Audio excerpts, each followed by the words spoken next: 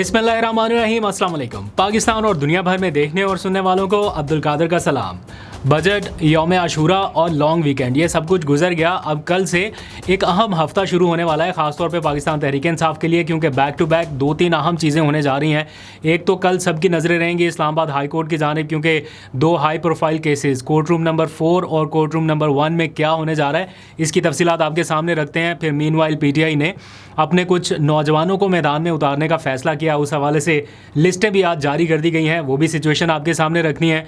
और फिर पंजाब हुकूमत का एक ऐसा बिल जिसने हलचल मचा रखी है, कहा जा रहा है कि ये कोई खुफिया बिल है।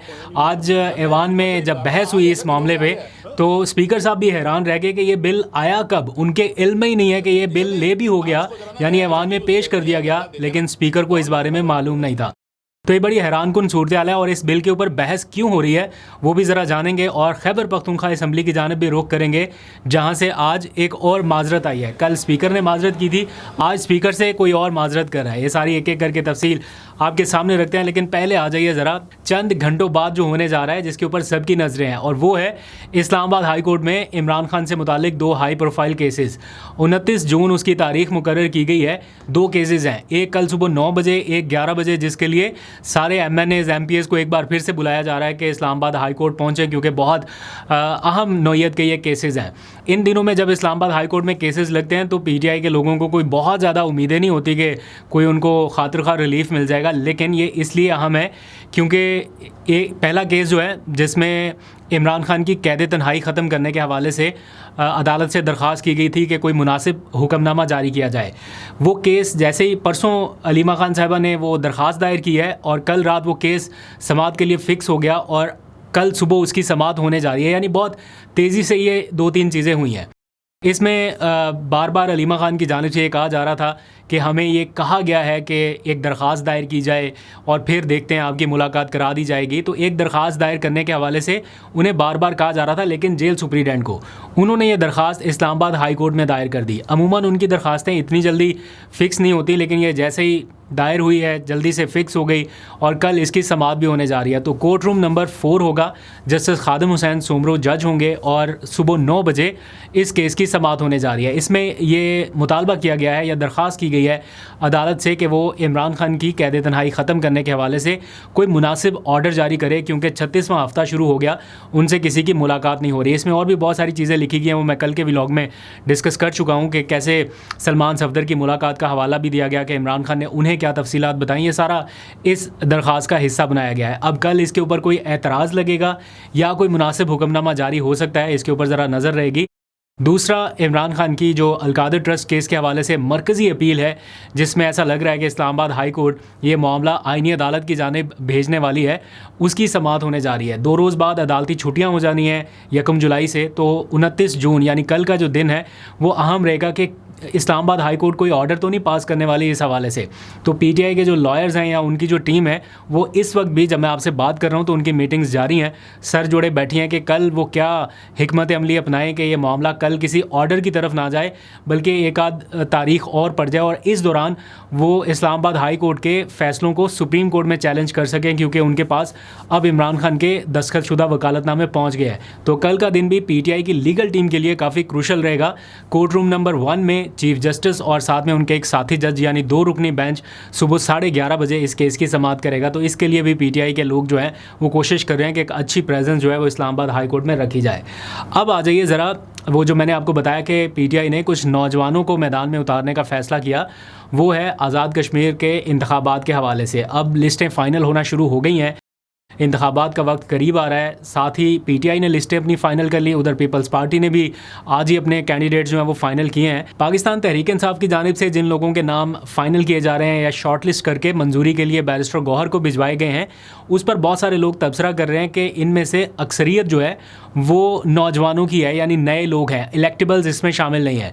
कुछ लोग कह रहे हैं कि नज़रियाती लोगों को बिल्कुल फारिग कर दिया गया है और बिल्कुल ही नए चेहरों को सामने लाया गया। तो चूँकि मैं वहाँ का मुकामी नहीं हूँ, इसलिए मुझे आइडिया नहीं है। अगर कोई मुकामी है तो रहनुमाई ज़रूर करे, लेकिन अगर किसी के तहफ़्फ़ुज़ात हैं या इस हवाले से कोई शिकायत हैं तो उनको सुनने के लिए भी पीटीआई ने इंटरनल ट्रिब्यूनल जो हैं वो कायम कर दिए हैं और कल का दिन है उनके पास कि वो अपनी अपील मरकज़ी ऑफिस में जमा करा सकते हैं, बता सकते हैं कि इस कैंडिडेट के ऊपर ये मसला है, ये शिकायत है। क्योंकि सोशल मीडिया के ऊपर इस किस्म की शिकायत आ रही हैं कि ये इस हल्के का है नहीं लेकिन इसको टिकट दे दिया, कहीं पे आ रहा है कि ये नज़रियाती नहीं है, कहीं पे आ रहा है कि ये बिल्कुल ही नया है, इस किस्म की चीज़ें सामने आ रही हैं। बहरहाल अभी ये इब्तदाई फहरिस्त है, इसमें थोड़ा बहुत रद्द-बदल का भी इम्कान है, बट ओवरऑल ऐसा लग रहा है कि कुछ नए लोग, कुछ यंग लोगों को मैदान में उतारने का फ़ैसला हुआ है। अब देखते हैं इस हवाले से फ़ाइनल लिस्ट जब अप्रूव हो जाएगी सारी चेंजेस के साथ तो वो भी आपके सामने रखेंगे। इसमें एक और इम्पॉर्टेंट फैक्टर ये भी रहेगा कि क्या इन इंतखाबात के दौरान पीटीआई का बल्ला बहाल भी रहेगा या नहीं, क्योंकि उसके ऊपर भी बड़ा दारोमदार है। अगर तो बल्ला बहाल रहता है फिर तो पीटीआई को ये इलेक्शन सूट करता है, इस माहौल में भी पीटीआई जा सकती है और फाइट बैक कर सकती है। बट अगर ये मामला सुप्रीम कोर्ट तक चला जाता है और बल्ले का निशान वापस लेने के लिए आज़ाद कश्मीर का इलेक्शन कमीशन कोई कोशिश करता है और उसके नतीजे में बल्ले का निशान वापस ले लिया जाता है, तो क्या पीटीआई को इलेक्शन लड़ना भी चाहिए या नहीं? इसके ऊपर फवाद चौधरी साहब का मैं एक ट्वीट देख रहा था, वो ये कह रहे हैं कि अगर तो बल्ला बहाल रहता है तो ठीक, अदरवाइज़ इस इलेक्शन को कानूनी जवाज़ फराहम करने की ज़रूरत नहीं है, तो आप फिर इसको बाइकआउट की तरफ जाएं। मतलब उनकी ये राय है और पीटीआई के अंदर भी कुछ लोगों की ये राय है कि अगर उनको लेवल प्लेइंग फील्ड नहीं मिलती या बल्ला बहाल नहीं रहता तो फिर पूरे इलेक्शन को एक कानूनी जवाज़ फराहम कर देना ये कोई फ़ायदे का सौदा नहीं है। बहरहाल देखते हैं इसमें पीटीआई के लोग क्या फ़ैसला करते हैं। अच्छा, अब आगे आ जाइए ज़रा पंजाब की जानिब, फिर खैबर पख्तूनख्वा की जानिब भी जाएंगे। आज वहाँ से एक और माफ़ीनामा भी आया है, माजरतनामा आया है, लेकिन पहले ज़रा पंजाब की तरफ बात कर लेते हैं। पंजाब असम्बली में एक कानून मंजूर कराने की कोशिश हो रही है, बल्कि उसको कमेटी से मंजूर करा लिया गया है, अब असम्बली से मंजूरी उसकी बाकी है। उस कानून पर बहुत सारे लोगों को बहुत सारे तहफ़्फ़ुज़ात हैं। उस कानून का नाम है Punjab's control of habitual offenders and anti social behaviour bill 2026, यानी जो रिपीटेड ऑफेंडर्स हैं उनके हवाले से एक बिल लाया जा रहा है उनको कंट्रोल करने के लिए। तो उस बिल के हवाले से पहले डॉन न्यूज़ ने एक आर्टिकल छापा कि इस बिल के ज़रिए या इस कानून के ज़रिए पंजाब हुकूमत आपके ख़िलाफ़ क्या क्या इक़दाम कर सकती है। जब उसकी डिटेल सामने आना शुरू हुई कि किसी भी एक इशू की बेस पे या किसी भी एक एतराज़ के बुनियाद पर आपकी ज़मीन, जायदाद, आपका जो ऑनलाइन प्लेटफॉर्म है, आपके बैंक अकाउंट्स हैं, ये सारा कुछ सीज़ हो सकता है, मुंजमद हो सकता है, और वो भी बग़ैर किसी अदालती कार्रवाई के। यानी आपको चंद ब्यूरोक्रेट्स मिल के या एक कमेटी के चंद लोग जो हैं जिसमें डिप्टी कमिश्नर हो सकता है या सरकारी अफसरान शामिल हो सकते हैं, वो ये कार्रवाई कर सकते हैं। अब इसके ऊपर बहुत सारे लोगों को एतराज़ात हैं। मैंने वो बिल कम्प्लीटली अभी पढ़ा नहीं है, लेकिन जब आज इसके ऊपर डिबेट हो रही थी और बिल को पेश करने वाले जो मेंबर हैं उनसे जब स्पीकर पंजाब असम्बली ने पूछा क्या वाकई ऐसा है, तो उन्होंने कहा हाँ जी ऐसा ही है। तो इसके ऊपर जो अपोजिशन के लोग हैं, ख़ासतौर पे पीटीआई के लोग, वो एतराज़ उठा रहे हैं और वो कह रहे हैं कि आप हमारे ख़िलाफ़ ऑलरेडी इतना कुछ कर रहे हैं, लेकिन इसको फिर भी आप रोकिए क्योंकि ये कानून कल को सबके खिलाफ इस्तेमाल हो सकता है अगर ये कानून बन गया। This is a very alarming situation. मैं अपने अक्रॉस द फ्लोर जो बैठे हैं उनको भी कहूंगा, ये लॉ जो है ना, लॉ जो बना रहे हैं, ये ना करें रूल्स और फूल्स, वाइड एंड ब्रेक देम। मैं सर आपको बड़े दुखी जैसे कह रहा हूं कि हमारी आने वाली नस्लें, everybody will be in target. आप किसी को चाहेंगे, आपको कह देगा, मैं कह दूंगा कि मलिक अहमद खान साहब मेरे बैठे ये यूज अब्यूसिव लैंग्वेज, एक एविडेंस बना के आपको सजा दे देंगे। लेकिन हैरानी की बात यह है कि स्पीकर पंजाब असम्बली को इल्म ही नहीं था कि ऐसा कोई बिल ले कर भी दिया गया है, यानी कोई मुतारिफ करा दिया गया है ऐसा कोई बिल। अगर ये असेंबली ये लॉ पास करेगी, वी आर अंडर ऑलरेडी, आप हैं उसके आपके टारगेट पे, मगर ये ना करें, वक्त बदल जाएगा। ये लॉ प्रपोज करें, आपने जो कमेटी को ले गए हैं। वैसे तो भी ये लॉ आया नहीं है, हम सर मैं प्रिकॉशन ही बता रहा हूँ ना, आ गया सर, कमेटी से होकर आ गया है। इट्स बीन लेट सर, यही तो मैं कह रहा हूँ। आपने जो बात की है, वैसे मेरे लिए it is not to my knowledge at all, but this media report जो आपने मुझे भेजी है, मैं इस मीडिया रिपोर्ट को पढ़ने के बाद इस लॉ के एतबार से मैं लॉ देखूंगा तो पता चलेगा, हो सकता है कि मिस रिपोर्ट ना हो। उन्होंने अपने स्टाफ से भी पूछा, उन्होंने कहा हाँ जी आ गया है। तो उन्होंने कहा कि मेरे से आपने दस्तखत क्यों नहीं कराए इस बिल के हवाले से। ये लॉ पेश हो चुका है हाउस में, तो आपने मेरे से साइन नहीं लेना होता जाने से पहले? नहीं, जब ये हाउस में ले होते हैं तो isn't the speaker to be informed for the law? साहब ये कह रहे हैं कि आप डीसी और डीपीओ को ये इख्तियार देंगे कि वो ये तय कर दें कि किस शख्स को कौन शख्स डिजायरेबल नहीं है, तो आप ये इख्तियार दे रहे हैं, वाकई दे रहे हैं? सर ऐसे ही है, लेकिन सर उसका चलिए ठीक है, ऑलमोस्ट पहले भी डीसी ही, क्योंकि मेरे इल्म में नहीं है, मैं सिर्फ आपसे पूछना चाह रहा हूं क्योंकि वो ये कह रहे हैं। जी वो जो कह रहे हैं बिल्कुल बिल्कुल मलिक अहमद ख़ान साहब मंजे हुए पॉलिटिशियन हैं, स्पीकर भी हैं, अगर वो भी हैरान है इस सारे मामले पर कि उनके नॉलेज में ही नहीं है, उनके इल्म में ही नहीं है, तो बहरहाल ये थोड़ा कंट्रोवर्शियल सा इशू हो गया।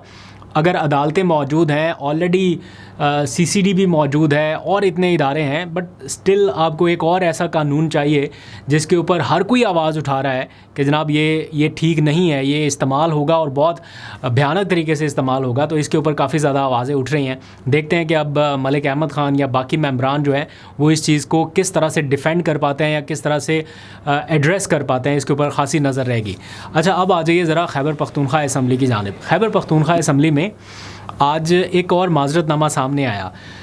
कल आपको पता है स्पीकर खैबर पख्तूनख्वा असम्बली बाबर सलीम सवाती साहब ने माजरत की थी 2 इश्यूज़ के ऊपर। वो एक आरिफ खटक साहब ने जो नारे लगाए थे और एक वो और बंदा था, उसका कोई झगड़ा हो गया था, इस मामले के ऊपर उन्होंने कुछ एड्रेस किया इश्यूज़ को।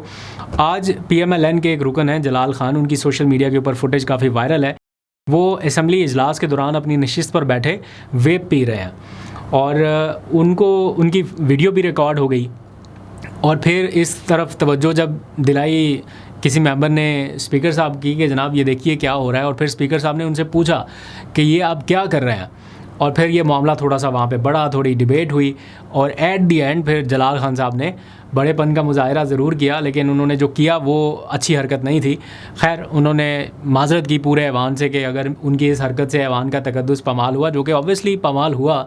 ये सिगरेट नोशी या वेप इस्तेमाल करना ये पब्लिक प्लेसेस के ऊपर भी अलाउड नहीं उस तरह से होता, इसके लिए अलग से वो मुख्तस की जाती हैं जगह। ये तो फिर असम्बली का ऐवान था, यहाँ पर बैठ के वो इतने आराम से कर रहे थे, तो उन्होंने इसके ऊपर आज माजरत की है। हामिद रज़ा साहब जो PTI के बड़े दरीना साथी हैं, उनकी तबीयत की नासाजी के हवाले से उनके अपने साथी जो हैं वो काफ़ी अरसे से आवाज़ उठा रहे हैं कि उनकी तबीयत नासाज है और उनको मुनासिब सहूलियात नहीं मिल रही। आज उनके अकाउंट से इस हवाले से ट्वीट हुआ कि कल इस हवाले से उनके साथी एक अहम प्रेस कॉन्फ्रेंस करने जा रहे हैं और उस प्रेस कॉन्फ्रेंस में वो उनकी बिगड़ती हुई सेहत के हवाले से बताएंगे। जेल जाने से पहले तक तो हामिद रज़ा साहब से इंटरेक्शन रहा, वो काफ़ी सेहतमंद थे, माशाल्लाह शाश बिशाश थे, लेकिन अब उनकी क्या कंडीशन है हम नहीं जानते। लेकिन उनके जो साथी हैं, लवाहिकीन हैं, वो बताते हैं कि उनकी सेहत काफ़ी बिगड़ चुकी है। देखते हैं, उनके लिए दुआ गो हैं कि सेहत उनकी ठीक रहे। और बाकी अब असल में असीरान का अब इशू ये है कि जब तक इमरान खान का इशू थोड़ा सा सॉल्व नहीं हो जाता, उस तरफ मामला नहीं चला जाता, तब तक बाकी नीचे के जो कैदी हैं उनके लिए कोई आसानी पैदा हो नहीं रही। इमरान खान चाहता है कि पहले नीचे वालों के लिए आसानी हो, दैन फिर मेरे तक आया जाए मामला। लेकिन मुझे ऐसा लगता है कि जब तक इमरान खान का इशू सॉल्व नहीं होगा, वहाँ से कोई रिलीफ मिलना शुरू नहीं होगा, नीचे वालों के लिए भी मुश्किलात ऐसे ही रहेंगी। तो उम्मीद करते हैं कि जल्द इनकी मुश्किलात ख़त्म हो और इनको आज़ादी मिल सके। अभी तक के लिए इतना, अपना बहुत सा ख्याल रखिए। अल्लाह हाफ़िज़।